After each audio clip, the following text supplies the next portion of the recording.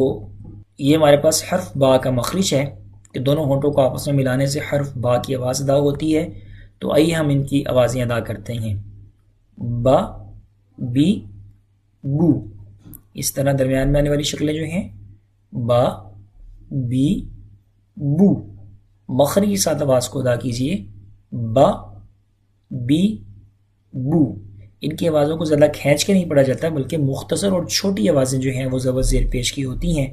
تو اس کو خیال کیجیے گا، ایک تو مخرج کے ساتھ اس کی آواز کو ادا کریں اور دوسرا مختصر اور چھوٹی آوازیں ادا کریں، ان کو کھینچ کر نہیں پڑھا جائے. جی اب اس کے اندر تلاش کریں کہ حرف با کہاں موجود ہے اور آواز کون سی ہے. ماشاءاللہ آخر پر اور آواز ہے با.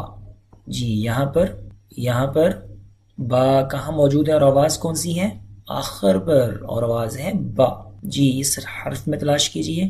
بہت خوب. اس لفظ کا تلاش کیجئے. ماشاءاللہ اس لفظ میں تلاش کیجئے.